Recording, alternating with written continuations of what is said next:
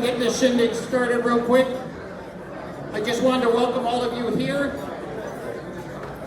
I want to go through a couple of housekeeping things, so if I can have you guys just kind of quiet down. You're all excited because it's crazy season, it's election time, and I got to tell you, we're going to hear from some of these people that have given up their time and their resources to serve all of you, and they're going to ask you for their vote, for their support, for your support for them.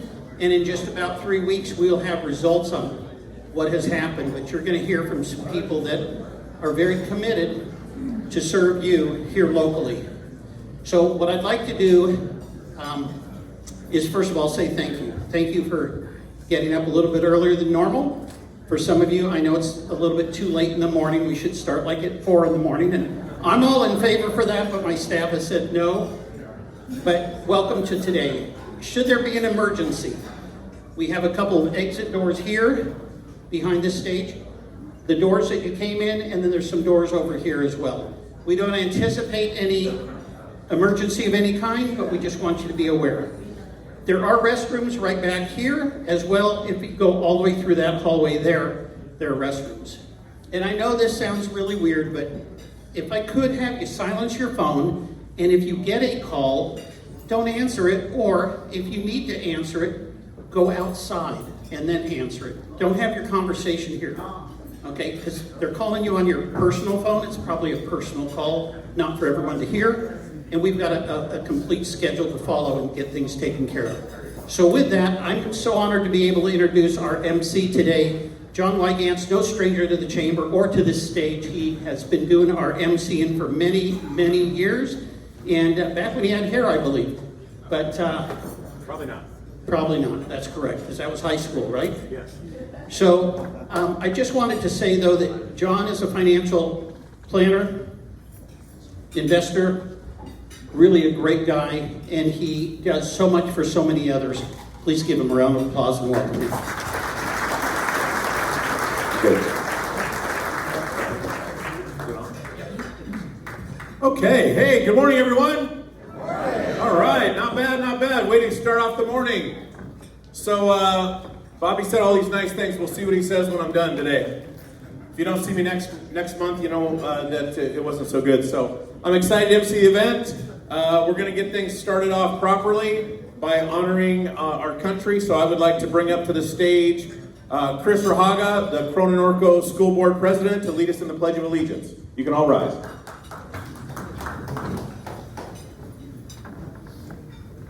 Good morning. Place your right hand over your heart. Ready, begin. I pledge allegiance to the flag of the United States of America and to the republic for which it stands, one nation, under God, indivisible, with liberty and justice for all. Thank you. All right. Thank you. Thank you, Chris. Great job. All right. So, obviously, Bobby already thanked y'all for being here. I want to bring you the election sponsored by the U.S. Post Office and the local sign companies. They're making a fortune. I've seen a couple of signs. So anybody here makes signs? Yeah, I see it. You guys are buying breakfast. All right, so we can have some fun, right? All right, so I have a joke. I know it's surprising, I have a joke. All right, we'll see if you have me back next month after this joke. All right, so did you hear Starbucks is offering a specialty drink just for Election Day? Yes. It's called Full of Frappuccino. Yeah, so that's why I said next month you'll be seeing a new host. Paul Bender-Badesh will be up here next month. Yeah, there you go. Nice, I like it. All right, so we do have a packed agenda for the next 4.5 hours. You're going to hear from candidates. Somebody thought that was funny. I got it. So we're going to do what we can to stay on schedule. We've got it all packed out. So we do call up on deck for the next person. So you'll come up on deck to my right, your left, and get ready to come on stage. We're going to hear from some elected officials and potential candidates. We've got new members that we're going to celebrate for the month of September. And we're also going to honor milestone members, those members that have been milestone. We go 5, 10, 15, 20, some as many as 100 years, maybe not today. Now on your table, you've got some blank cards. Now if you have a question for one of the candidates, you can write on there, put on if it's for the school board or the city treasurer, and then the question you would like to ask. If you finish that, Anthony, we can raise their hand and then someone will come pick it up. Is that okay? As soon as you want to do that. So when you're paying attention to whoever comes up after me, you don't have to listen to me, but pay attention to everybody else. But if you want to write a question down, we'll give that to our illustrious committee that's going to ask the questions and the moderators, and they'll pick some of those things. So you can do that today. And again, put the direction of which election you're looking at, school board or city treasurer. And so again, first I want to announce on deck will be Dr. Anthony Paratano. And we get to, how many are here for the first time? Ever been to, okay. Let's hear it for them. Give them a round of applause. There are real VIPs today, new people and all of you here. But I am going to announce our VIPs here. And so also, can I get raise hands of those that are candidates running for an office? Raise your hands. Right? Hey, I want to acknowledge all of you for stepping up and taking a risk to make this community better. So I'm going to announce our VIPs, and you know how we do it? We do one clap. I know that some of you are going to want to cheat and clap multiple times. We're just going to do once, right? So, all right, so here we go. Riverside County Supervisor, 2nd District, Karen Spiegel. Wow. Some of you are married, you're trained well. City of Corona Mayor, Tom Richens. Council Member, Tony Daddario. City Treasurer, Chad Willardson. City Manager, Jacob Ellis. All right, page 2 of 150. Corona Norco School Board, President, Chris Rahaga. Vice President, Stacy Nicola. Clerk Member, Mary Helen Ibarra. Board Member, Jose Lawless. From the Water District, Division 4, Laura Rotten. Division 5, Fazia Risby. Eastern Municipal Water District, Phil Pauley. From, the Planning and Housing Commission, Karen Alexander. Library Trustee, Jamie Merchant. Past elected officials, we have Jeff Miller. He's a former state assembly member and former mayor. There you go. Wow, that was good. All right, and any current members of the chamber board, can you guys also raise your hand? All right, want to acknowledge them? They volunteer their time. Let's go to them. All right, we got through that pretty fast. All right, so moving right along. I'm going to bring up Dr. Paratano. And I've known Anthony since we worked at McDonald's and In-N-Out when we were young guys with lots of hair. And Anthony's been very active in the community. He's a giver. He just makes this community better. We're really fortunate to have him. He's also our current chairman, and that's how we got the theme. As a chiropractor, we got your back. And I think I have a chiropractor joke. All right, let's see. What kind of music do chiropractors like? Hip hop. Anthony Paratano, ladies and gentlemen. Thank you. John's close to violating the first rule, never piss off your chiropractor. Okay. Thank you, John. The Corona Chamber of Commerce has a variety of committees. Our committees are designed to be very specific to the industry and for all of you out there so we can specifically help your needs. Right now we're going to chat about the Healthcare Committee. You'll see a slide coming up there. On Tuesday, October 29th, our Healthcare Committee will be hosting a free workshop. This will be at 11:30 in Corona City Hall's multi-purpose room. There'll be networking opportunities and a lot of information provided. Those in the healthcare industry, whether it's dentists, physicians, chiropractors, hospitals, you name it, home health, please come, meet other people in the industry. Healthcare has always been an industry where we're so busy seeing patients doing what we do that we really don't get out and collaborate. This is a great opportunity to do that, so scan the QR code. The next committee we have is with our Innovation Committee with Tech Tuesday. Again, you'll see a slide here. It's going to be on November 19th. This is put on by our Innovation Committee led by Frank Barbosa of On-Site Computing. Join us at Disparity's office for an evening to network and hear about company and security. company culture and security, something like that. Learn more by scanning the QR code as well. Our next Good Morning Corona, it's a good one, gang. It's one of our favorites, where we talk about our veterans and our active duty and honor them. If you know a veteran, bring them. Whether active duty, reservist, National Guard, have them register. It's free for them. And it's just a great time to give people the recognition they deserve. Please consider purchasing a couple seats for veterans if you know someone as well, or sponsoring the event. That's about it. I just wanted to also thank the city for renewing their partnership with the Chamber last night, seeing value in what we do and our partnership with them. So thank you all for being here. Thank you. All right, thanks, Anthony. Hey guys, come out next month. It is an awesome event with this room with hundreds of veterans, some back to World War II, Korea. I mean, it is an amazing, an amazing event. So make sure you come out for that next month. So, all right, so moving right along. Keep going. All right, today we have the Candidates Forum. This is going to be talk about how they are going to affect the business community, the milestone members. So again, if you have questions, you can put those down. We're going to introduce the moderators a little bit later, but just quickly to let you know, that's Paul Bender-Badesha, Jeff Miller, and Dean Safe. And I'm going to introduce Robert Yanez of our membership committee. He's going to introduce new members. So if new members haven't been called up, which I probably dropped the ball on deck. If you're a new member, get up here right away. There we go. Okay, and then I should do on deck. Who's next, right? All right, ladies and gentlemen, here for Robert Yanez with the Chamber of Commerce, new member. Come on, let's hear it for Robert.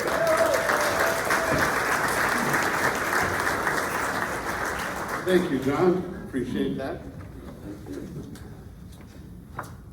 Let's give a warm welcome to our newest members who joined in the Chamber in the month of September. Although not all of them could be here today, we want to acknowledge them and recognize each of you. You'll each be given 30 seconds to introduce yourself and share a bit about your business. And if you start to go over, Kenny will play this song.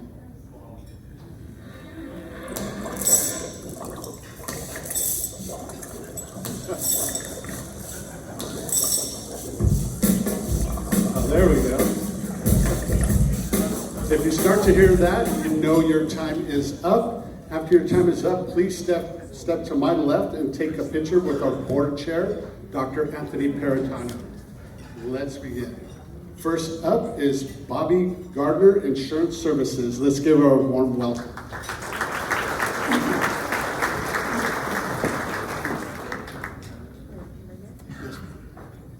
Good morning, everyone. Is that good? There we go. Good morning. I'm Bobby Gardner, Bobby Gardner Insurance Services. I've been in the business for 30 years. I recently moved from Banning. I actually owned an agency in Banning for 30 years with a major firm. But life changes and so do we. So I moved to Corona. I now have a virtual only agency and I can now travel and still be working and visit my grandkids in other states. So I'm honored to be here. Thank you so much. Next up, the Drew Pipeline. Let's give them a warm welcome.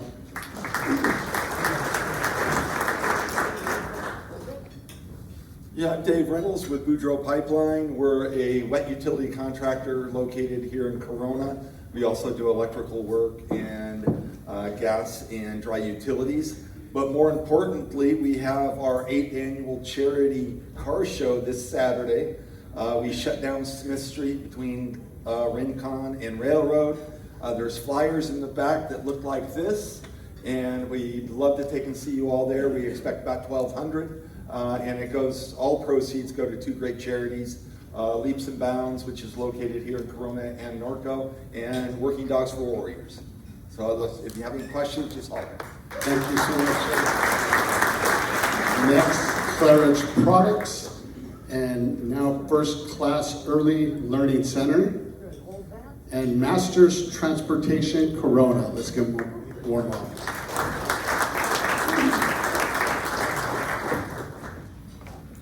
Morning, everyone. Ethan Dunn, Master's Transportation. We've been in Corona for about 3 years now. We rent, sell, and lease everything from 5-in-1 to school bus, 15-passenger transit vans. Both to the public, serve a lot of the military in what we do, and just proud to be here. Thank you so much, sir. Next, we have Marietta Valley Surgery Associates. Let's give a round of applause. Good morning, everyone. My name is Mfan Essien. I'm here from Marietta Valley Surgery Associates. MVSA, as we shortly call it, has been in business for over 12 years in the local area of Inland Empire. We do general surgery, vascular surgery, and weight loss surgery. I'm just very excited to be here today to represent the organization and begin to participate more in activities in the community. Thank you for having us. Thank you. And next, we have North Point Evangelical Free Church. Let's give them a round of applause. Good morning, everyone. My name is Tamana Mana. I'm the executive pastor at North Point Evangelical Free Church. Our congregation has been a valuable part of this community and has been actively involved since 1978 through our various outreach programs. As a church that has been in this community for over 48 years, we have a deep understanding of the local needs and issues.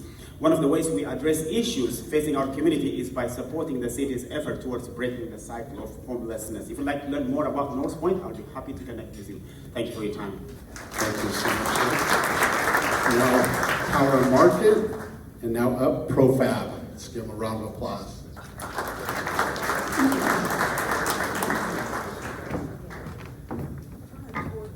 Good morning, everyone. My name's Oscar Pineda. This is Horatio. Horatio Pineda. Our parents told us we're brothers, so I guess we'll take it. Profab's been in business 25 years here in Corona. The previous ownership retired, and Horatio and I took over 3 years ago, exactly in October. We're a custom industrial fabricator. We serve the food and beverage, construction, and a few other industries, mainly filter receivers, bin vents, conveying systems, and anything else pretty much that involves industrial equipment, we'll tackle it. So we're happy to be here and glad to meet everyone. Thank you. Thank you, sir. Next, Renowned Event Rentals LLC. Let's give them a round of applause.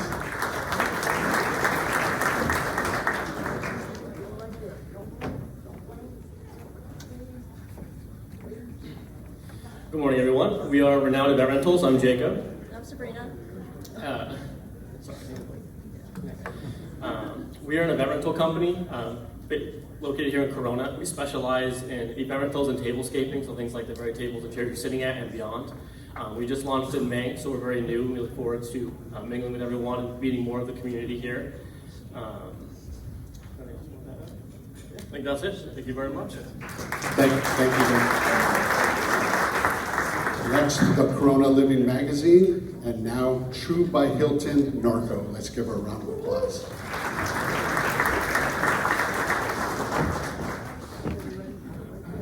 Good morning, everyone. My name is Kim Irvin. I'm here representing the True by Hilton in Norco. We just opened on September 12th, and we are the first True in Southern California. It's a new brand by Hilton that came out of the pandemic. And we are having our grand opening event next Wednesday. We also have a booth here, so please stop by and check out our booth. And we have some discounts up there, and we also have our grand opening flyer if you'd like to RSVP. If Hampton had a little brother that was fun, that would be our brand. All right, thank you. Thanks for having us. Next, Unstoppable Revenue. Let's give them a round of applause. Good morning, everyone. My name is Mohammed Rumani. I'm with Unstoppable Revenue. Our mission is to make sure each and every one of you over here becomes unstoppable in your life. What we do is digital marketing for businesses, and right now we're really focusing on healthcare professionals.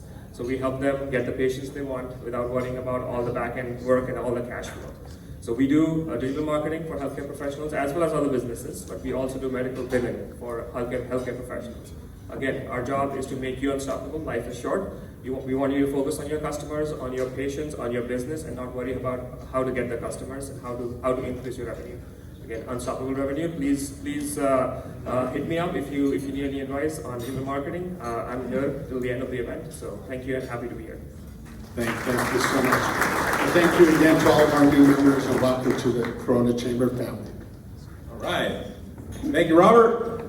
Hey, some of you have been in business 30 years, and you got to remember what it's like when you get started. There's some of these people here that are just getting started, so it's tough getting in business. It's tough. Move this out of the way. Because Chad's coming up, and he's, he doesn't need it. Got to put it up higher for him. So I want to thank, it was weird being so dark this morning driving in, but there were people, the ambassadors for the chamber that get here early and help set this up. When we're going off to our jobs, they're going to be here tearing it down. So I just want to acknowledge our chamber ambassadors that were here helping out. And so we'll just do a clap at the end of it after I say their names, all of their names. Marina Levi with Gem Mortgage, Christy and Arani with DFI Insurance, David Daly with Daily Financial Planning, Travis Walker with Insperity, Donna Wright with Insperity, Isaac Garcia with Modern Woodman, Sarah Sauceda with Keller Williams, Ashley Daniels with Same Day T-Shirt and Printing, and then Ray Samarsono with Sinorama Corona. He's the one buying breakfast. Let's hear it for them. And of course we have our photographers right here in the front. Jim Dorsey with Jim Dorsey Commercial Photography and Grant Romancia Photography. Let's hear it for the photographers. All right, so it's my pleasure to introduce Pacific Capital. We're going to watch a video and then I'll bring Chad up on the stage. Chad Willardson. At the height of the financial crisis in 2008, Chad decided to choose his clients and leave the industry noise and perks of Wall Street to become an entrepreneur. And he puts family first, and he protects his time. And so while he's crushing it in life, in business, and helping other people to save, invest, and multiply their money, he's showing up for his family. Changing the game to me doesn't mean you're going to fit in. So every time you have a chance to make a new, significant commitment, you just step up and say yes. All right, ladies and gentlemen, let's hear for today's sponsor for our event, Chad Willardson with Pacific Capital.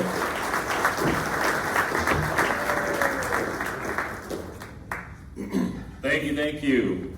Really appreciate the partnership between Bobby and the business community and the city. Just so you guys know, I am a businessman.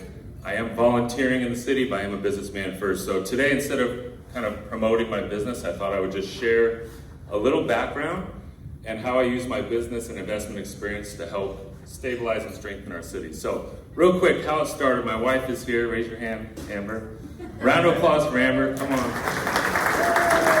So we're both from California. We were married as broke college students and graduated with bachelor's degrees from BYU, and then moved to Corona in 2003 to start our family. So we've been here a while.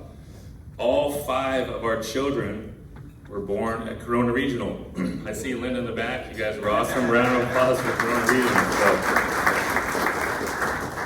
great experience and great to see the growth out there. Business-wise, just to give a little business background to show kind of where I came from, I've been in the investment management business for 22 years, and I founded Pacific Capital, which is here in Corona. Actually, not on here, but a business that I helped found. If you have kids that play travel sports, volleyball or basketball, the Draft Sports Complex is something I'm involved with as well here in Corona. But currently entrusted to professionally invest over $1.4 billion, certified financial fiduciary, and I've written 5 best-selling books, all related to money management. So definitely a background in business, primarily focused on investments and wealth management. But why I'm here today and why I got involved in the city and serving the city is really I was recruited by Aaron Haig, a name that some of you guys may know. But Aaron asked me to come help and run for city treasurer because the city treasurer's role is to manage the investments of the city. And a lot of people don't know what the city treasurer does, but the city treasurer really is in charge of stewarding all that money that we have to pay our debt obligations. So we have 920 employees in the city right now, and we've got over 1,000 retirees that we're responsible for supporting. So some of the highlights since I've been serving as city treasurer: we've grown the investment account from $229 million to $525 million in the last 8 years. Thank you. We got an AA plus rating in Corona, which is super rare for cities in California. By just bringing some of the fiscal and financial, knowledge from the business world into the city. As a team, with our city management and the financial group, we issued a pension obligation bond which saved $166 million estimated of interest costs. That's a lot of money we're saving our city. Yeah, you can clap for that. And we created a new pension trust that we're able to invest in non-bond areas to create a lot of growth for our city as well. So today, just as a value add for everyone here, because I know everyone here are business people, so I write for Entrepreneur and Forbes, and we're giving you a bunch of free resources and articles right here that can help you manage your business and manage your money within your business. Lastly, one thing I'm really passionate about is financial education for children. Okay, it's not really taught in schools. My second book is called Smart Not Spoiled. Scan this QR code and you're going to be able to download a couple documents to help you start those conversations with your kids or grandkids about money in your family. And I think the first 25-ish who give us their email address and download these documents are going to get a signed copy of the book. So thank you guys, and appreciate your support. Thank you, Chad. And thank you, Pacific Capital, for sponsoring the event. We couldn't pull this event off without the sponsors, so we've got a couple other sponsors that we'll talk about a little bit later. So on deck are our milestone members, so those 5, 10, and 15-year members that are here. You'll line up, again, to my right, your left. So, okay, I'm going to bring up Dr. Peritano to talk about some of our legislative action things going on. So let's hear it again for Dr. Peritano. Thank you, everybody. Through the efforts of our Legislative Action Advocacy Committee, the Chamber of Commerce provides a tremendous service for the business community. Our chair for the LAC committee is former State Assembly Jeff Miller. Jeff's in the house. Give him a hand.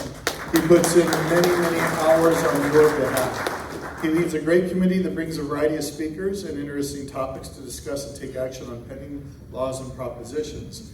On your table, you'll see a flyer about propositions and various positions. It is our recommendation from the Chamber that you vote yes on Proposition 36 and vote no on all others. The ads that you see are so confusing for people with that design in mind. For our advocacy outreach, I want to focus on our upcoming fundraiser.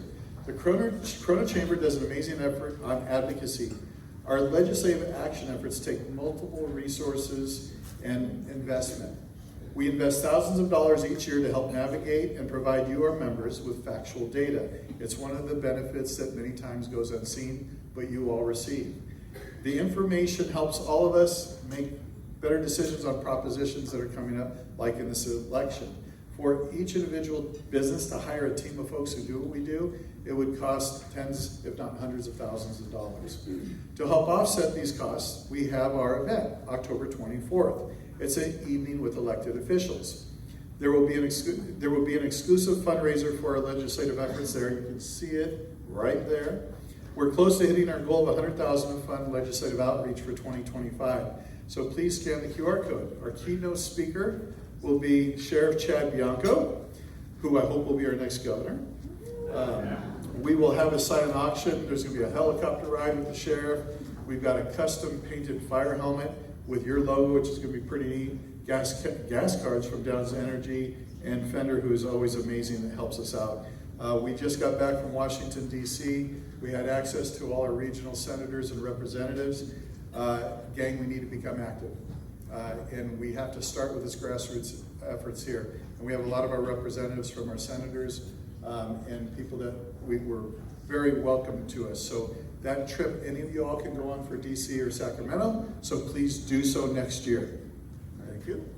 Thank you, Anthony. So, yeah, that's it. So this is a big deal. We need to raise money for our legislative action. This is a very intimate, small event on the 24th. Is it 100 people max, Bobby? Something like that? So it's very small with the elected officials and hearing our sheriff.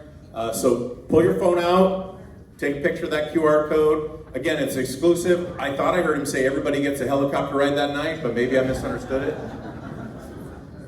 But again, you want to show up and support. It is at the, can we announce where it's at, Bobby? Sure. All right.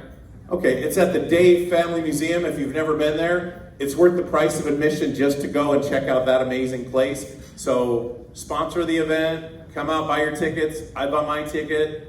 And so make sure you go there, that event. It's going to be a great, great night. We hit it there last year. Just showing up for that place is just amazing. So, and then you can bid, not free. You can bid on the helicopter ride with the sheriff, and yeah, that's a once in a lifetime opportunity. So, okay, on deck will be our candidates forum. So immediately after the milestone members that Desiree's going to introduce, we're going to give our 2 city council members 2 minutes each to share a little bit about them and give some comments. They are as far as I know, they're the only ones on the ballot for their positions, right? So let me introduce now for the milestone membership, Vice President of the Chamber of Commerce, Desiree Ramirez, and she's going to introduce our milestone members. Let's hear it for Desiree.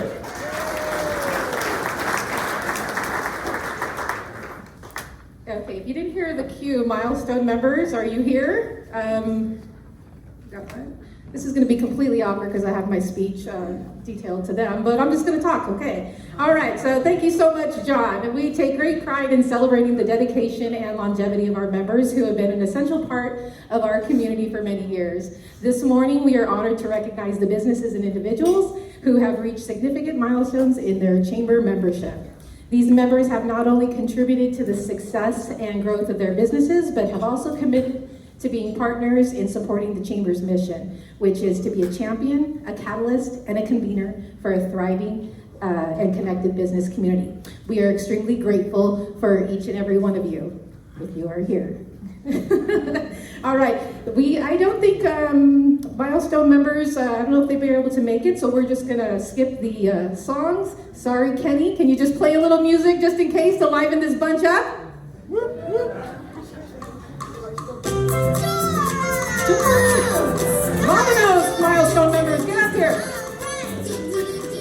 All right, a special thank you to the elected officials listed on the screen that provided certificates of recognition for our milestone members. So if they are not here today, we're just going to run through this list and just go as normal. So with our 5-year milestone members, we are extremely grateful for American Made Fitness Company, Just Natural Breastfeeding Solutions, and Tiki Shaved Ice and Ice Cream. We can clap for them, don't hear us. Give them a big clap. Celebrating a 10-year milestone is Mays & Associates. Let's give him a round of applause. You all know Mark Mays. And finally, celebrating a 15-year milestone with the Corona Chamber is SoCal Stone Fabricators, Inc. All right, congratulations to all the milestone members. Unfortunately, they were unable to be here, but we are extremely grateful for each and every one of them. Have a great morning. Thank you.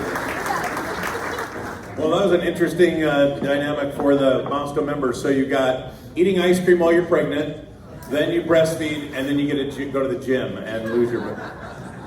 But hey, so we have it all here at the chamber. We have everything you need. All right, so one of our other main sponsors for our event is the Eagle Glen Golf Club. So Bobby's going to help me talk about Eagle Glen. And so, testing. Go through. Hey, Good. it works. Yeah. So Eagle Glen, the host of us today and of many events, I'm going to read some of the things that they prepared for us. They are very, very busy. This isn't the only thing they do. They've got golf things, and you're going to hear all about that. So there's quite a bit, so John and I are going to go back and forth on this.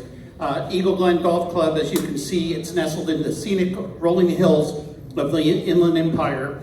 Eagle Glen is more than just a golf course. It's a special place where the beauty of the nature and the sense of community come together. First and foremost, let's talk about the course itself. You can tell I'm a golfer, which I'm not. If it's got a windmill or a clown, I'm totally into it, but But this one here is a championship level 18-hole golf course with breathtaking views. Every hole offers a unique experience. That's why we sell extra golf balls on our golf outing that we do.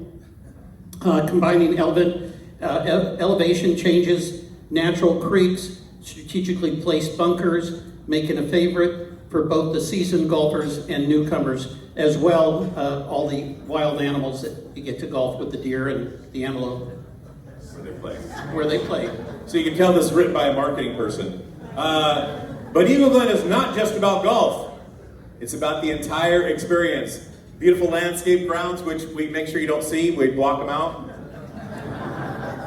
We don't want you to be distracted like, I should be golfing instead of listening to these two guys.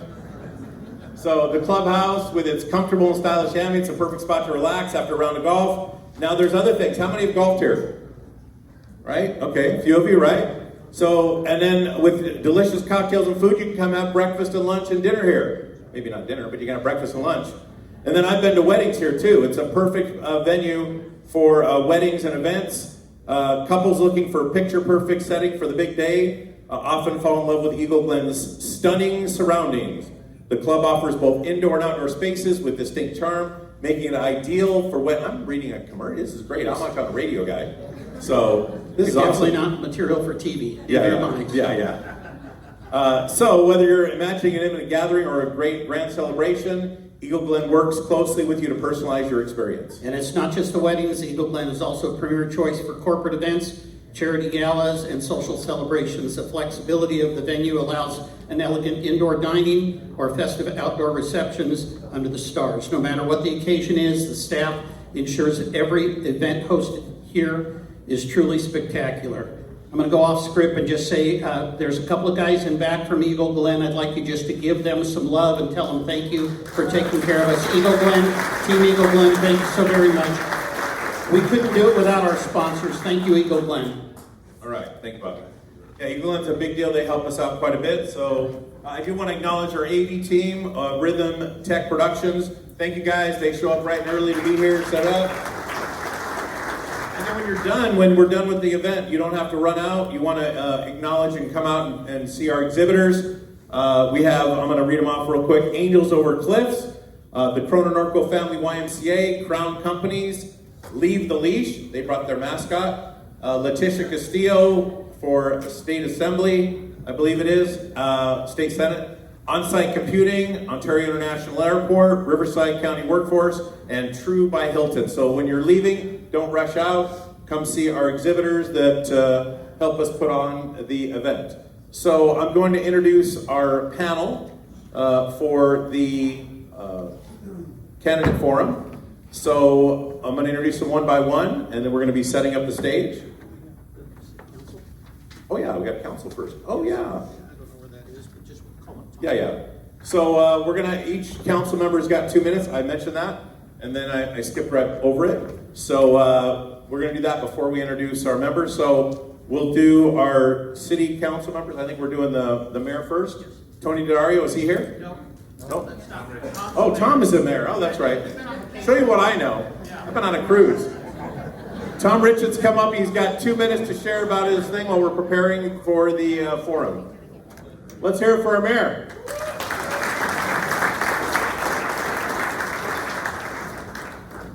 Well, on behalf of Mayor Daddario,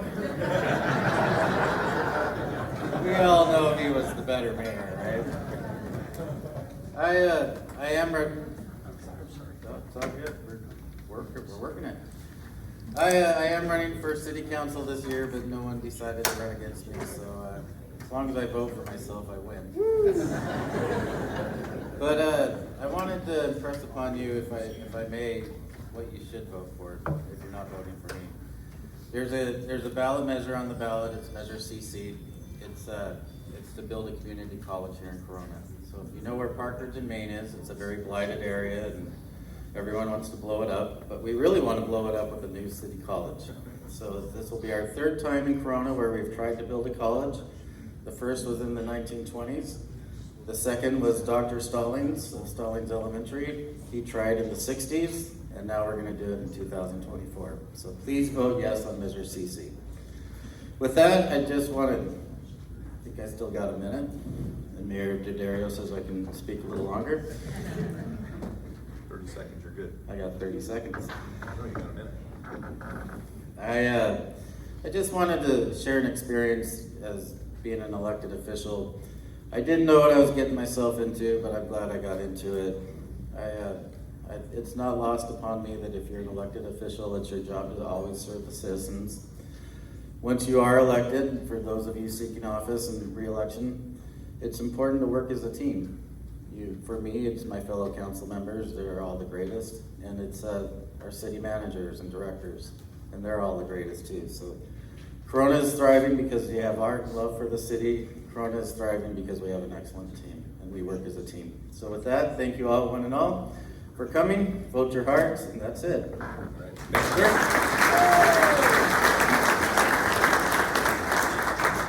Okay, now let me introduce our former mayor. Tony D'Addario is going to come up and share for 2 minutes. Let's hear for him.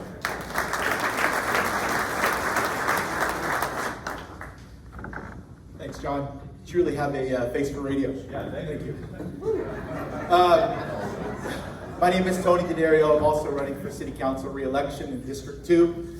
Also, nobody decided to run against me, so I guess if I vote for myself, I'll probably win, which is it's kind of up in the air at this point. I don't know if I'm going to vote for myself. Just a quick story. 6 years ago, this was never a plan. I was upset. I ran a business, local business here in town, and I was upset with the way the city treated us. So instead of complaining about it, I decided to do something about it. And 4 years later, here I am, or 6 years later, here I am. We made a lot of great strides in this city. Thankfully, Chad talked about most of them because he was instrumental in them. So please vote for Chad. I'm very excited to be here. I'm very proud of what we've done. Tom is correct. I think one of the things that makes us special and what makes this community special is that we spend a lot of time working with each other. We embrace our differences and we embrace the challenge that we have before us. So I'm very excited to ask for your vote. If you guys live in District 2, maybe there'll be 4 of us that put me in office.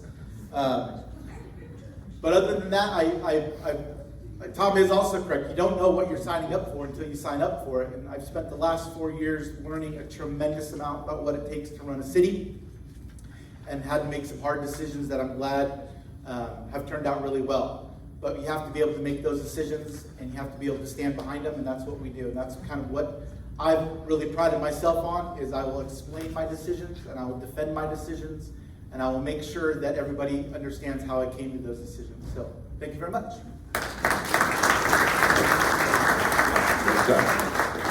Tony, didn't you go to local schools here too? I grew up in Anaheim, no. Anaheim? Okay, I think I went to a local school here. How do you know Desiree? We went to school together. Oh, you did? Oh, that's right, she's in Anaheim. Oh, very good. Okay, so now we'll introduce the panel. So our panel is, again, Paul Bender-Badesha, Dean Safe, and Jeff Miller. Paul Bender-Badesha served as our board chair in 2022. She's the owner of Express Employment Professionals, and she has been recognized by Cal Chamber with the Small Business Advocate Award. And then we have Dean Safe. Dean served as a board chair for the Corona Chamber, not just last year, but originally in 2015. So he's done it twice. So Dean owns the CarStar All-Star Collision business, and Dean, like Paul Bender, has been recognized by Cal Chamber for the Small Business Advocate Award. And then we have our expert, Jeff Miller. He's been an insurance agent and broker for the past 39 years as a business owner also. He served the city of Corona as a parks commissioner, elected to city council, served as the mayor twice, elected to state assembly, where he was one of the few in Sacramento that had the knowledge as a business person, where he understood how to pay the bills, payroll, and day-to-day operation. So we're fortunate to have him and his wisdom overseeing our advocacy committee, because there's a lot to it. He's the one that always brings such wonderful good news about all the bills in the state. So again, join me, ladies and gentlemen, welcoming our moderated panel right in front of us. So here we go.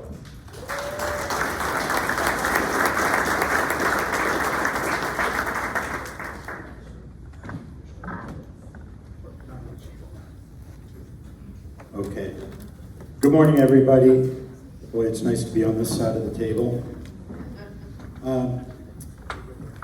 Welcome to our candidate forum, organized by the Corona City Council, Corona Chamber of Commerce. Today we gather here as the candidates running for City Treasurer of Corona in the Corona-Norco Unified School District. As members of the business community, it's essential to understand how these positions will impact our local economy, workforce development, and educational landscape. We seek leaders that can foster a strong financial foundation for our city and schools, ensuring a vibrant future for our community. I encourage you to engage with the candidates and consider how their visions align with the needs of our businesses and residents.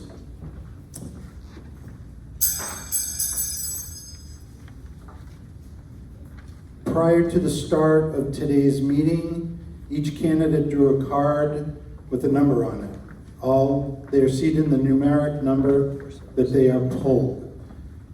We'd like to welcome the first group of candidates. There are 3 district positions open for the Corona-Norcos Unified School District.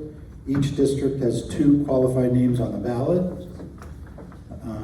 Each candidate will provide a 1-minute opening statement. And where are they? Oh. Come on down. Don't be shy.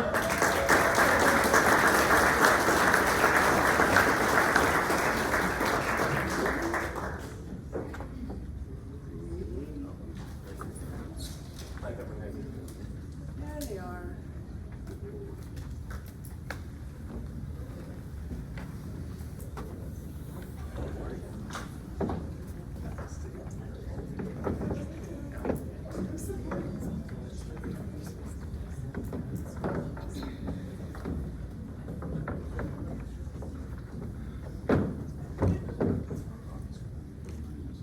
Welcome. Okay, each candidate will provide a 1-minute opening statement. We will start with Jamie, who drew the smallest number first, and then go to Anna, who had the next smallest number, and so on. Once all of you have provided your opening statements, we will begin asking questions with each of you, which will have up to 30 seconds to answer. The questions will start with Anna, and will alternate each future question to enable each candidate to have the first speaking opportunity. We will allow a 1-minute closing statement in reverse order of the opening statements. Please welcome our candidates for Corona-Norco Unified School District. 6 candidates. We will begin our opening statement with Jamie. Good morning, everyone. My name is Jamie Merchant, and I am running for Corona-Norco Unified School District, District 5. I was born and raised in the city of Corona and went through all CNUSD schools, giving me a very deep connection with my community. My roots run deeper than that even. My uncle, Dr. John Stallings, was superintendent in the 1960s and was instrumental in ending segregation in our schools. And I am proud to carry on that legend of advocating for what's right. I am honored to have the support and endorsement of Bill Pollock, who will be retiring from his seat. Additionally, I'm proud to be endorsed by Corona firefighters, Corona police officers, Riverside County sheriffs, Sheriff Bianco, all 3 mayors, as well as Supervisor Spiegel. Thank you. Thank you very much.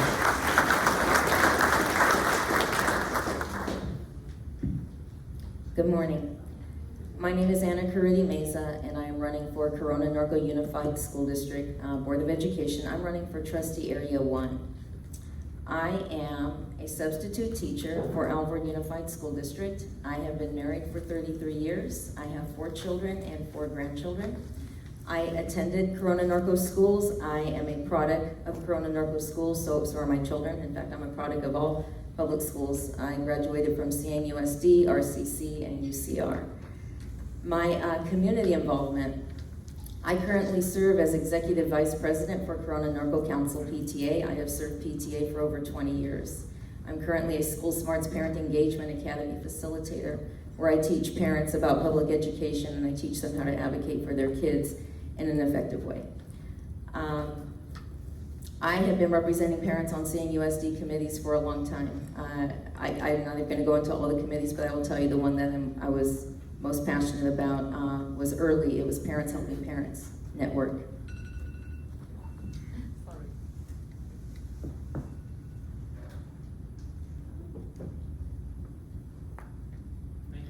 Good morning, thank you. My name is James White. I'm running for Trustee Area 3 of Corona Norco School District Board of Trustees. I'm a transplant. I have 25 years of teaching and substitute teaching primarily in the San Gabriel Valley, but I ended up in Corona thanks to my wonderful wife, Juliana, who is a Corona native, born and raised. She came up through all the Corona the CNUSD schools.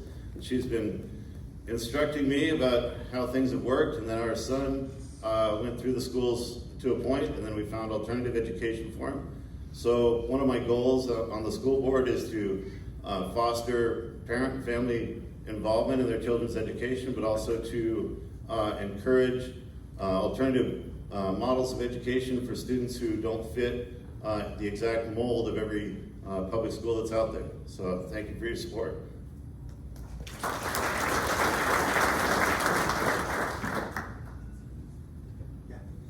Good morning. I'm Mary Helen Ibarra. I've lived in Corona for 42 years and have been very involved in my community ever since. I've been on the school board 11 years, and I'm running to continue to advocate for all our students, teachers, parents in our community. I was recently honored by the California School Board Association as the School Board Member of the Year for the state of California. That was a huge honor. I've been endorsed by the Corona Norco Teachers Association, CSEA Classified Chapter 369, Corona Fire Association, Corona Police Association, and the Riverside Sheriff Association. Thank you.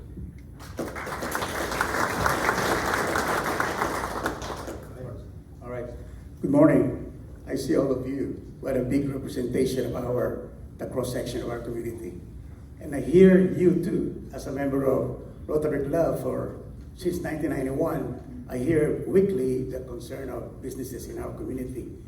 And you matter to me because you will be the future employers of our students. So, 50,000 students here in Corona Norco, a diverse body of students that we serve. And as a former classroom teacher, that's my intention, is for a teacher to put the students first, to see them, to hear them, and they should matter to them. Because if our teachers and parents matter our students, they should provide them with a sense of belonging, opportunities to experience autonomy, and experience competence. So I'm here running again. A lot of things to work on, and that's my advocacy and service to our community as a former classroom teacher, professor, with 4 kids who graduated from Corona High and are also very successful themselves. Thank you. Thank you. Okay, the questions will start with Anna, and we will alternate future questions to enable each candidate to have the first speaking opportunity. First question up is from Dean Seif. 30 seconds to answer the questions. Dean Seif. Okay, with students in other countries outperforming those in the U.S., how will you ensure that our children in CNUSD are focused on becoming institutions of high standard learning, academic achievements, and essential life skills like financial literacy and practical knowledge? Anna?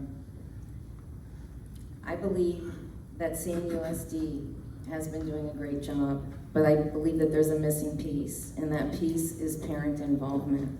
We need to pull parents in. I currently work with parents who are examples of people who have struggled. Some of them have struggled with education when they were children, and they want to know how to help their children. So that is one piece that I think is missing, is parent education, so that they could be more involved in helping their children. Thank you. James? Thank you. I think that some of our schools, and I don't know about CNUSD in particular yet, but we seem to have lost some of our focus, and we need to return education to some of the basic skills. Math, for one thing. Before we can teach them financial literacy, we need to be able to teach math. We have low math scores for our graduates. We need to get rid of some of the distractions, and we need to get our teachers focused on academics, and maybe even helping train teachers better.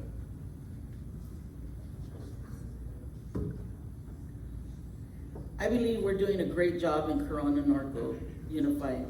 We have tried, and we are still going to be moving forward with our parent involvement. We have many groups that our parents could be involved in right now, as the superintendent's advocacy group. We have DLAC, which is for different language parents, the students speak different languages. We try to get them as involved as we can, and we are going to keep doing that. Thank you. We're making a lot of gains here in Corona Norco Unified School District, but we need to do more. They keep asking if we are having proficiency with 50% of our students, what happened to the other 50%? Or what happened to the other 49% of our kids who are not performing appropriately? So we have a lot of things to do. I teach periodically abroad, and I can see the comparison. And we have to teach our kids critical thinking so they become involved actively in your profession, in your businesses. Great, thank you. Next up, oh, I'm sorry. I think it's important to get back down to the basics, where it's reading, writing, and arithmetic, right? And I think that CNUSD is doing a good job, but I feel that we have a long way to go, and that we can do that by working collaboratively with the teachers and the parents and the families to make sure that we are that they're getting the knowledge and understanding of being able to comprehend everything as well. Great, thank you. Paul Bender, you're up next. Okay, sorry, I'm also being the time. So, there's been a lot. Oh, sorry. My apologies. There's been a lot of focus on children, mental health, and bullying. What plans do you have to address this area? Start with James.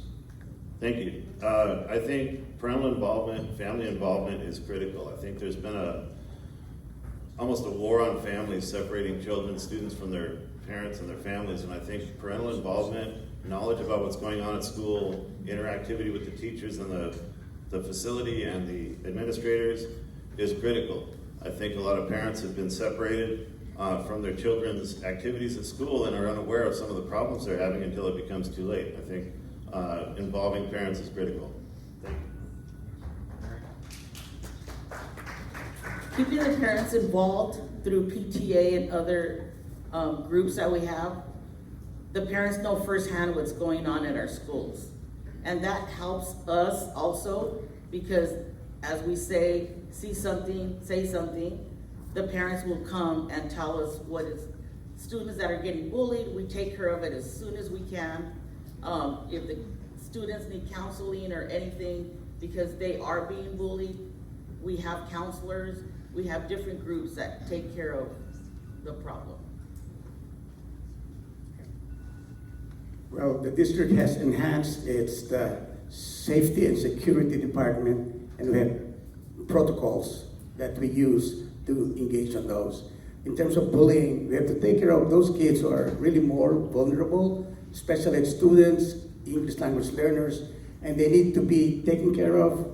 And what more important to do is to really provide them these opportunities to motivate them in school with the help of parents as well. And we have a parent center where we accommodate parents most of the time for help. I think that the biggest problem currently is the lack of consistency at every single school site when it comes to handling and disciplining the ones who are doing the bullying. I think that there needs to be clear consequences for the actions of the students when they are bullying.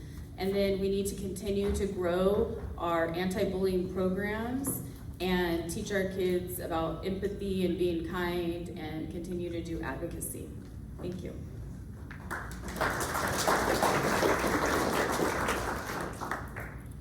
In the area of bullying, I would encourage that parents become involved, that teachers, administrators reach out to parents of students who are either being bullied or students who are actually doing the bullying, because in my experience, the sooner parents become involved, the situation has always improved, because parents don't want their kids being bullied and they don't want their kids behaving like a bully. Thank you.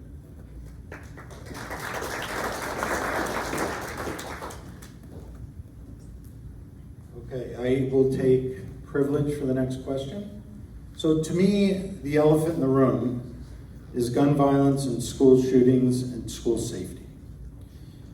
Can you explain what you have done or what you plan to do to keep our schools safe and our children safe? And we'll start with Mary. Mary. All right. We have won national recognition for our safety protocols 4 times, 4 different years. Every high school has a school resource officer, a police officer, and every school has a security guard. It's the first time ever that elementary schools have security guards, and we as a board thought this was the most important thing to keep our students safe. So every one of our schools has a security guard. High schools have a police officer.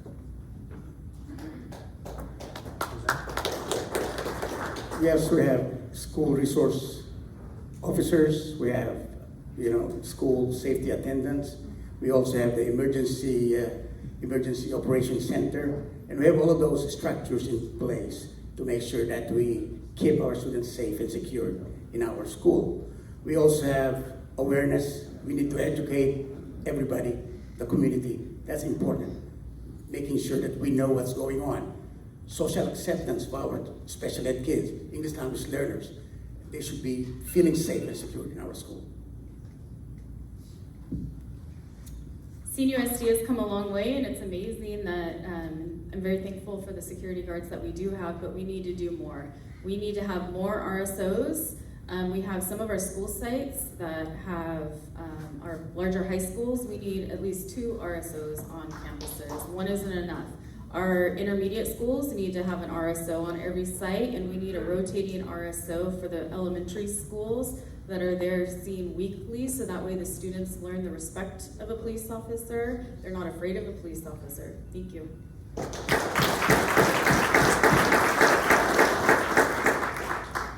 I wholeheartedly agree with everything Jamie just said, and what I will add to that is that I think CNUSD has done a lot as far as infrastructure, as far as securing our school sites. It's not as easy to access them as they used to be. And I would say that as a school board member, I would visit school sites regularly just to monitor that, keep an eye out for that. In case any of those access points have been compromised, I would be aware of it so that I could bring it to the attention of the school district.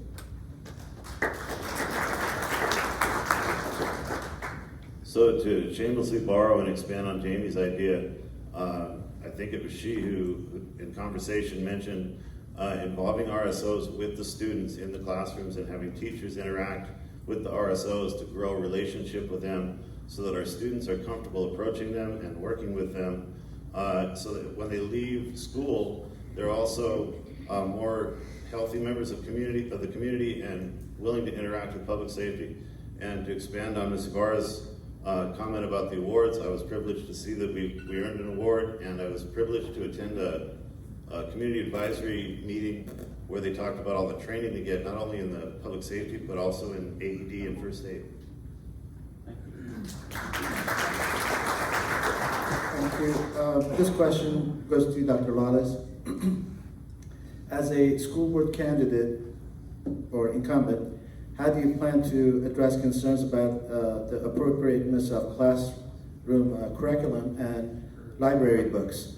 what is your stance on the issue of book banning, which is Bill AB 1078, and how would you balance protecting students from potentially inappropriate contents while also ensuring access to diverse viewpoints and educational material?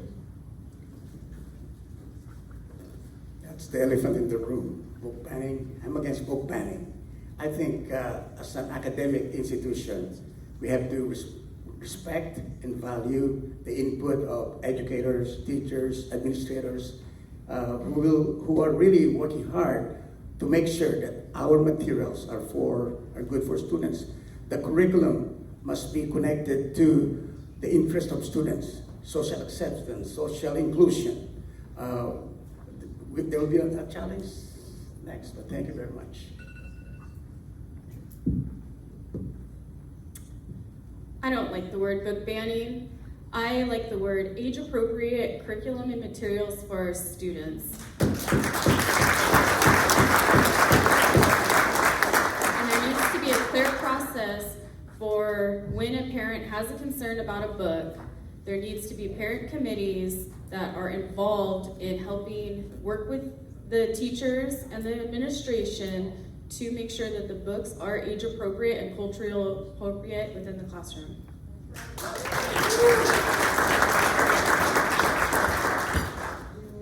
I would like to expand on that. I believe that we need a review committee to review the material before it's adopted, and that committee should be made up of people from the teachers, community, educators, administrators. We need a diverse group of people going over this material. We also need them involved when there are concerns over the curriculum or the material that's been put out.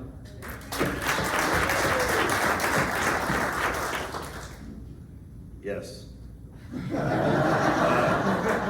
People use the term ban, but these books are available on Amazon. They're available in the public library. They're available in bookstores. They don't have to be in our grade school libraries or even our high school libraries. A committee of parents, community leaders, faculty, administrators, all reviewing this and discussing it. We can choose what's appropriate for our libraries, and if somebody needs to find those books elsewhere, they're going to be readily available. Nobody's burning or banning books. I agree on having age-appropriate books in our schools, especially elementary. High school, you know, they're gonna get the book wherever they want to get the book. There are also books that are put out there by teachers. Parents have a choice. They give you 2 different books to read. And I know we've had problems with that, but we get our books vetted by our teachers. And there are parents on this committee also. So yes, age appropriate is also what I want.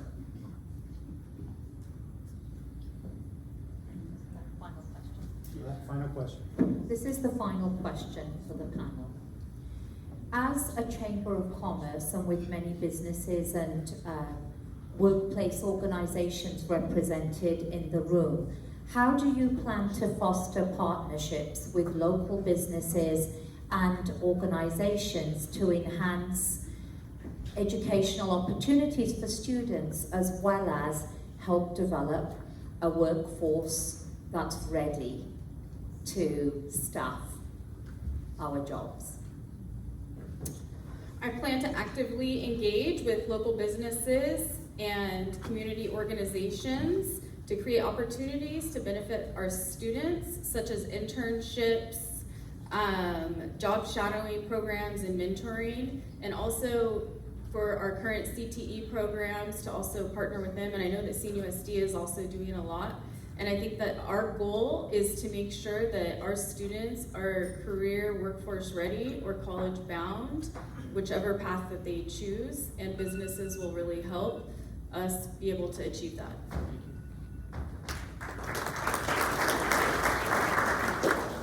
So if there isn't a committee already in place, I would like to suggest establishing a community partnership committee where we would have representatives from CNUSD, representatives from all our chambers, Corona, Norco, Eastvale, business leaders, and where they can work together to identify internships, mentorships, and also work together on community projects so that our kids can actually put their skills that they're learning to use in real life.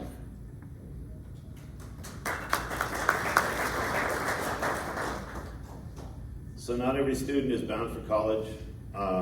We've been forced to recognize that, and we're trying to reverse a trend, pointing them toward that. And to that end, we need to increase the CTE and the trade education opportunities in schools.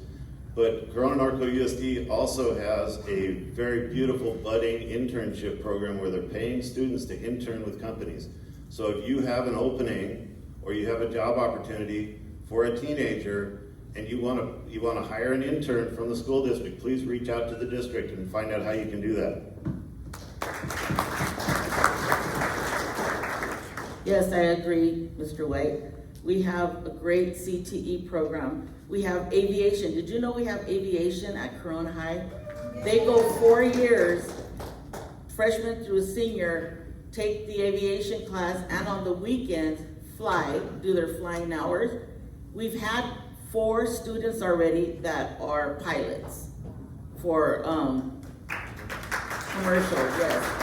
And I get on the plane and I look, make sure it's not a really young kid flying that plane, but I know they're well educated.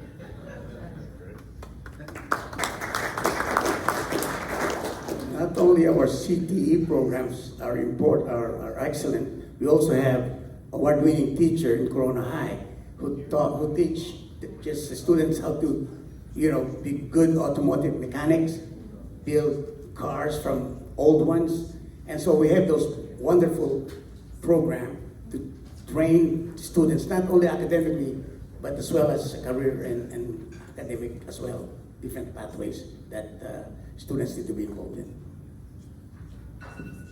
Okay, that's it. You can take a breath. Everybody can breathe. We're going to go into closing statements. We'll start with Jamie for up to. Go backwards. No, Jamie went first. No, you're right. You're right. You're right. You're right. Okay. Let me start over. Take a breath. You guys did a great job. Thank you very much. We appreciate it. We will start closing statements up to 1 minute with Dr. Jose Lawless. Well, thank you for inviting us. Students matter. All of them matter. I think my tenure as school board member, my advocacy is to really challenge our own system to make sure that we meet all the needs of all students, special ed, African American kids, Latino kids, white kids, kids from low-income families. And that's my advocacy and service with the School of Ed. As a professor of education, former teacher, that's my advocacy for all students that I teach, thousands of them in the field, having that mantra of making sure that we put students first. We put students first, and by extension, the parents, of course. And we also support the role of teachers, classified personnel. And these are 2 education groups that endorse me. The teachers, the classified personnel, many parents in the community that I have worked in the past. And thank you so much for inviting us.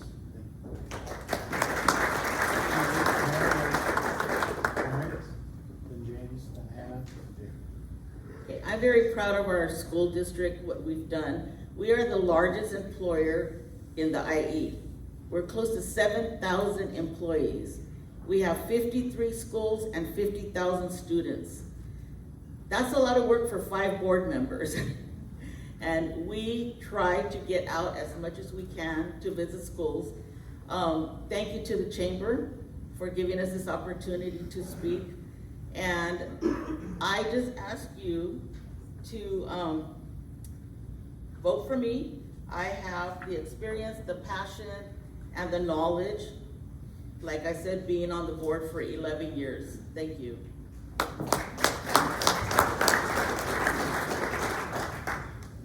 Thank you. Being in the classroom for 25 years and more recently being the parent of a student, I've seen both the teacher side, the parent side. Now I'm looking forward to seeing the administrative side from the Board of Education. I want to see that our quality of education is improved from the good quality that it is to an even better quality. I want to see our students prepared for either industry or to continue on to college. In this process, I've met a lot of teachers that came up through CNUSD and then became teachers because of it. My wife last night was completely randomly reunited with her high school English teacher at a meet and greet for me. And I've been reunited with some of my problem children as well and seen how they've improved. So I think that we can improve our academics. I think we can provide more career education, and I think that we can make successful graduates of students of all levels and all abilities with a variety of programs. Thank you all for listening and having me this morning.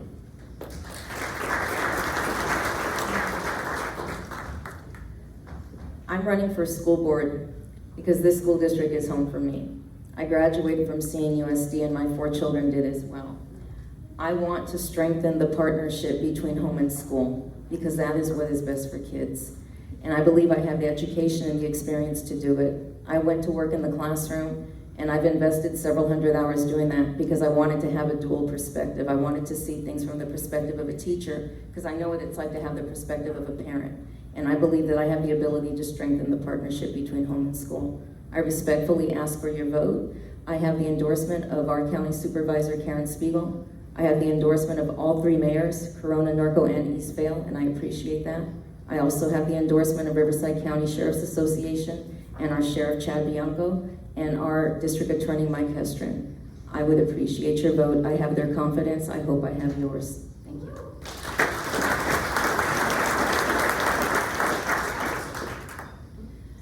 My candidacy for CNUSD is driven by a deep commitment to be a genuine advocate for all of our families. Every day, the decisions that I make isn't just about policy, it's personal. It doesn't affect just the 50,000 students within our district, it affects my own children. I am the only candidate that still has school-aged children and understand the challenges that our students and parents are facing on a daily basis. I will bring a unique lens to the board by having children, young children within the district. I'm going to continue to be very active and vocal within the community. I know firsthand that literally every single vote counts, so do not forget to vote. Please, if you live in my district, please vote for Jamie Merchant. And I really appreciate it, and vote early, go home and vote early and get those ballots in the block box. All right, thank you. Now you can take a deep breath when you're done. I just want to say, on a personal note, as somebody that served, who's a has-been, thank you for what you're doing. Thank you for stepping up. We need good, quality folks that are willing to put their lives on the line, not literally, but almost, and run for office. Thank you very much for what you're doing. Folks, let's give them a big round of applause. Thank you. Okay, everybody, I have a quick ask of you. We wanted to give quality time to our school district candidates and to our city treasurer. Can I have your support to stay on 10 minutes? Yes? Everybody's got stuff they're avoiding, right? So we want to give the city treasurer candidates ample time because this is a very, very important position. Okay, I have a special question. Get them up and they cover the mic. Oh, thank you. Thank you. Have the treasurers come. Yeah. Could our city treasurer candidates please come to the stage?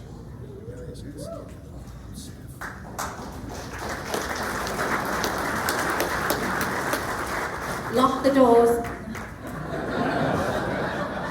This man owns an aeroplane. He'll be able to, you can take us on rides afterwards. Yeah.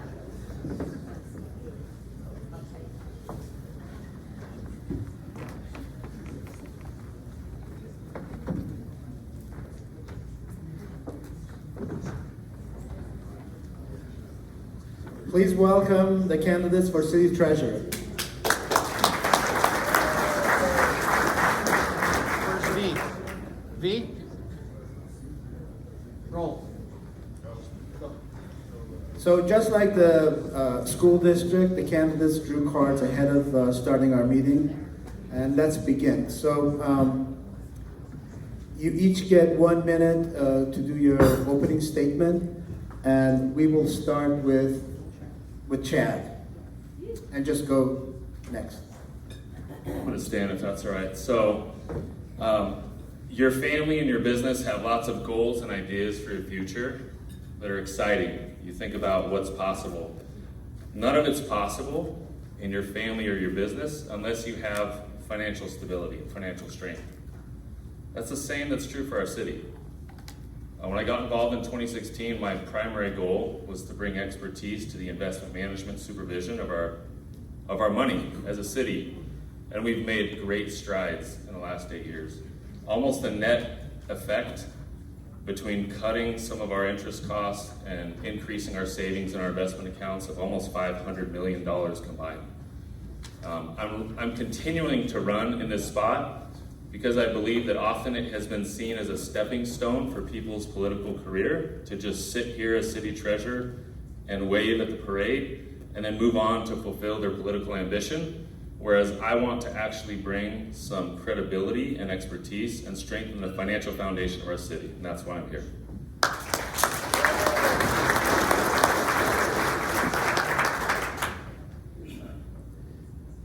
Good morning. My name is Robert Mershafi. I am here on the ballot for city treasurer. I am taking this position because I want to advocate for transparency. A lot of the things that we don't know about is things that are not spoken about, and I'd like to change that. So that is one of the main reasons why I'm trying to take this position. Thank you very much for your time, and I look forward to working with all of you.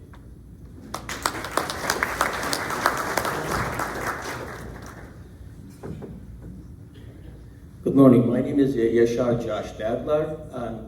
I'm running for this position because I've been helping and I've been supporting the businesses that are struggling with financially for the last 20 years. I believe I have the expertise to run all the numbers to find out what's going on with the businesses and families so they can get better. In a short way, if you explain, I prepare businesses and families to be his customers. So when they can get to a level and then they can go ahead and do whatever they are thinking. And financial literacy, financial stability, budgeting, all these things, I've been doing this for the last 20 years, and I believe, and I am sure that I can provide the same thing for the city, and we can do this.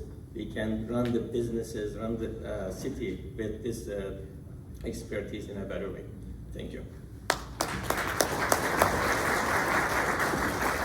Thank you, and for our first question, we'll go to Robert, and then to you, Yasser, and then Chad. And then at the end of the questions, you each get 1 minute for your closing statements. Okay, so the first question is, what is your investment strategy for the city funds, and how will you ensure these investments are both safe and profitable? My investment strategy for the city funds are to make safe investments, but to also see how we can invest in the community, how we can invest in local businesses, and try to develop the city incorporating with the businesses. So that's my strategy.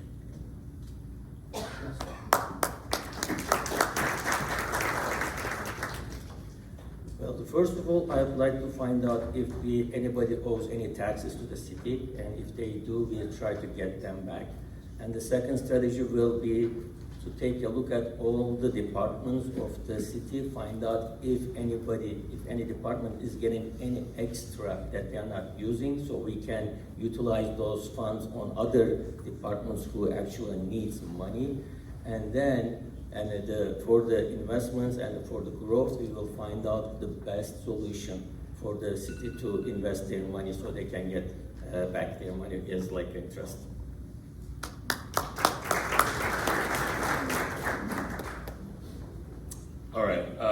respectfully, it's a very specific guidelines within what we can invest as a city. So we have a bond account that's managed.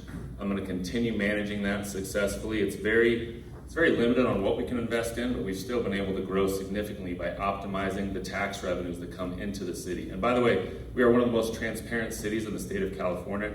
You can see every single transaction that this city makes financially online on our website.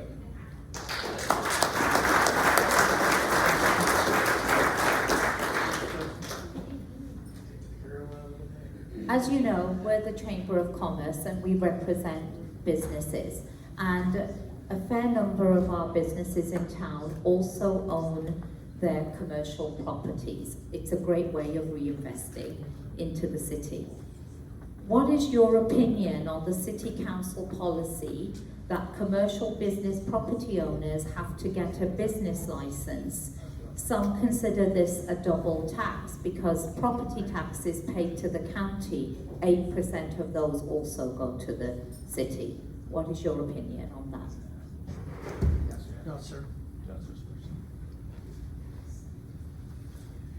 Well, if the business makes more money, they will pay more taxes, and everybody's going to gain from that.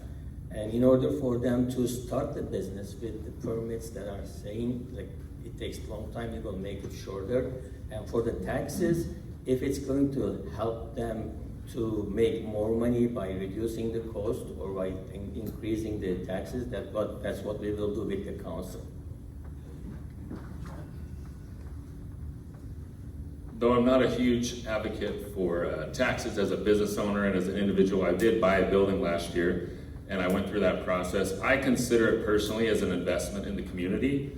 I don't think the business licenses are extremely expensive, and I do understand that businesses need to grow. So I believe the partnership between our city and the group like the Chamber and all these business advocates, it's extremely important that we have that open communication between City Hall and businesses, and that's something that I've been involved in since day one.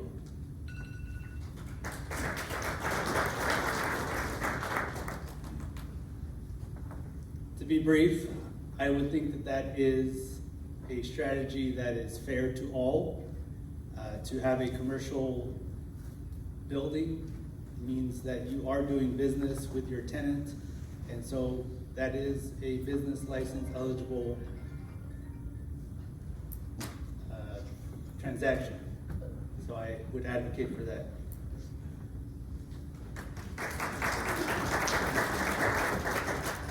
Thank you. Let's talk about long-term financial planning based on where the city is and where you think we might go. What is your, how will you ensure that the city engages in long-term financial planning that supports sustainable growth and infrastructure development? And where are we going here in the future with budgets? Yeah, great question, Jeff. So we've made massive strides in our city, long-term financial planning. We had a huge debt to CalPERS, which we were paying over 7% interest on. And in 2021, as a team with Jacob Ellis, the city management, we issued a pension obligation bond, refinanced our debt at 2.18%, saving us $166 million. We locked that in. We're accelerating our payments. And because of that, we're in a much stronger financial position than we otherwise would have been. So our staff of 36 in the finance department are very well aware of what we need to do. Thank you. Can you repeat your question? Repeat the question. So the question referenced long-term financial planning. How will you ensure that the city engages in long-term financial planning that supports sustainable growth and infrastructure development? Certainly. I would, in this position, advocate for paying all debts as much as we can pay. In that way, the city can invest more in infrastructure and local businesses. And so that is a way that I would advocate for growth within the city.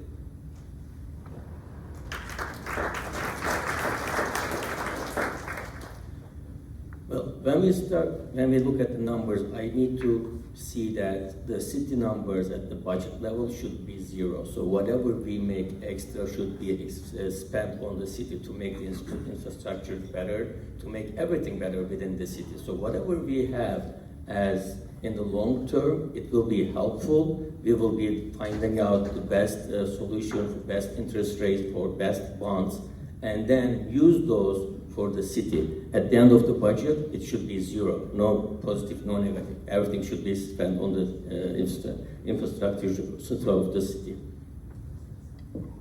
Okay. Next question. What role do you see the Treasurer's Office playing in attracting new businesses and investments to the city?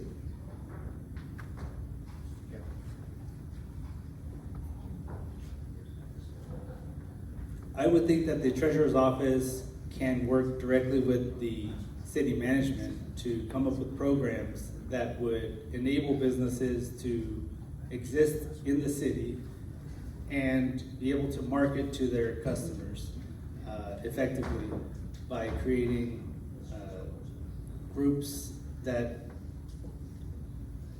will interact with the city regularly.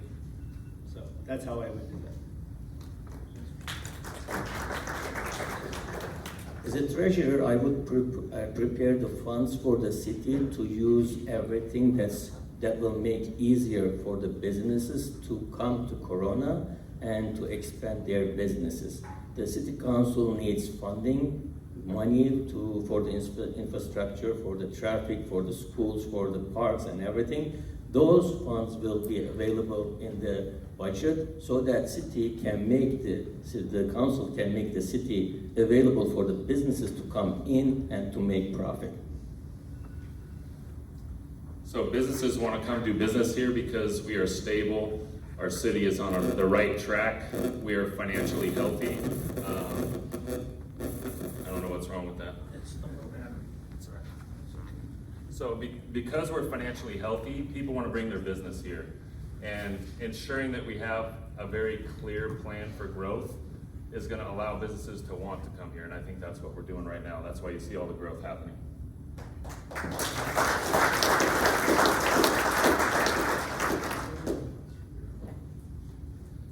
Okay, this is the final question. Bearing in mind that some of us watch too many sci-fi films, and we had that COVID epidemic, which seems like yesterday, how would you prepare the city's finances to withstand unexpected crises, such as natural disasters, public health emergencies, or economic recessions?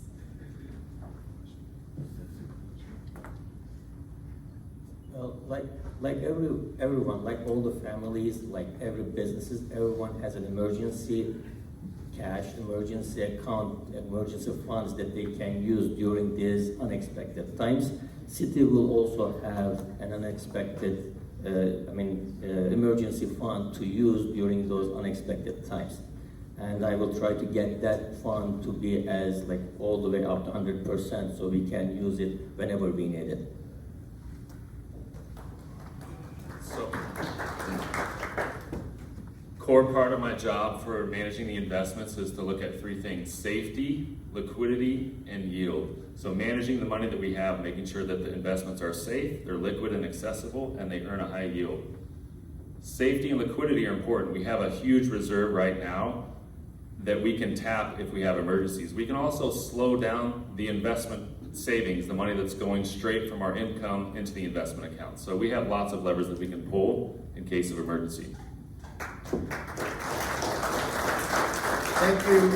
Thank you all. And now we're going to go to closing statement. Oh, I'm sorry. Go ahead. Not just me. So I would ensure that there is a separate account for emergencies, an emergency fund. I would dedicate that to be available to the community and to local businesses that are affected by emergencies. And I would look to make sure that it's liquid, that it's a safety net for the community.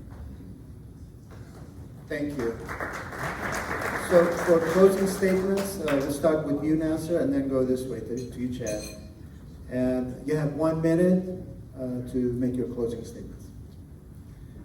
Well, I became a citizen last January, so I have the option to become a server to the city, to the government, to everybody.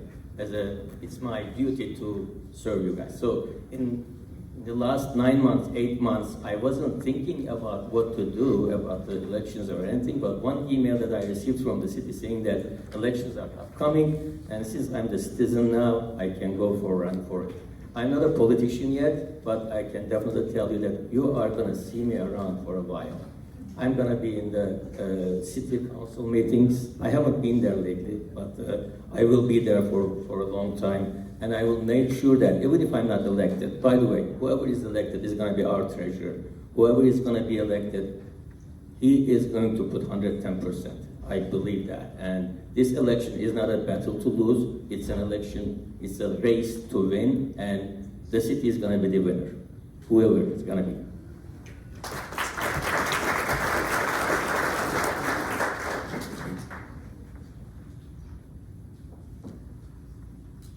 So, as my closing statement, I would like to introduce myself. My name is Robert Mershafi. I'm a real estate agent. I'm a notary public. I'm an accountant. In this position for the city, I would ensure that all transactions are transparent and all information is transparent. A lot of the reason that I came into this position was to try to engage with the city and try to take some level of accountability and make sure it's known to the public. I've gone to city council meetings. I've questioned whether or not the decisions of the city are being on the right track. A lot of times I didn't get answers. I was kind of just shooed away. So that was my intention for taking this position.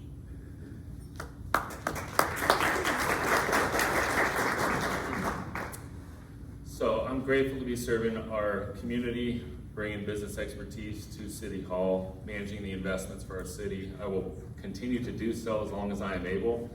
I'm endorsed by the Corona Firefighters Association, Corona Police Officers Association. I'm definitely a businessman first. I own multiple businesses, but I make time for this because I care about our city's financial health. We've been here since 2003. We're not moving. We're raising our 5 kids here. And so I will continue to care about how we do as a city financially. I believe we have a great city council, great city management. In the last 8 years, we've made so much progress. And my goal is that we continue to see that growth as community members, not just in the numbers and the reports, but actually like the parks and the freeways and the stores and the shopping and all the things that we want in a community. That's what we're building with a foundation of financial strength. So thank you for your vote.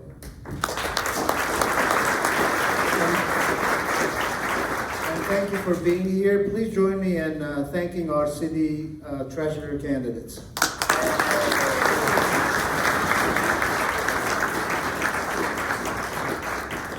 All right, thank you all the candidates. We're going to pray for them. Make sure you get out and vote. I'm going to introduce Bobby real quick. We want to also thank all the volunteers, our wonderful moderators. Let's hear it for them.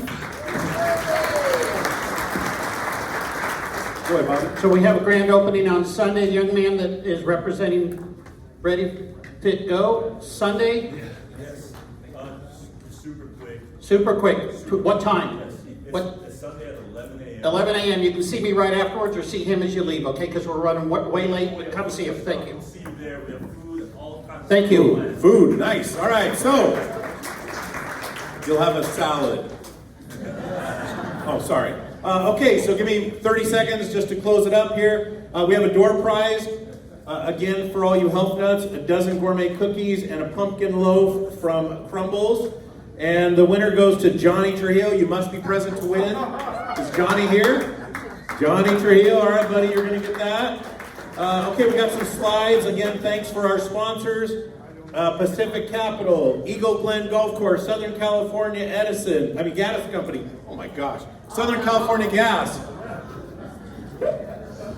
All right, so on your way out, make sure you visit the booth. We should have a slide up there about the salute to the military next month and Good Morning Corona. Make sure you get your ticket for that, November 14th, bright and early in the morning. We're going to honor our veterans, active duty, National Guardsmen, reservists. Let's see.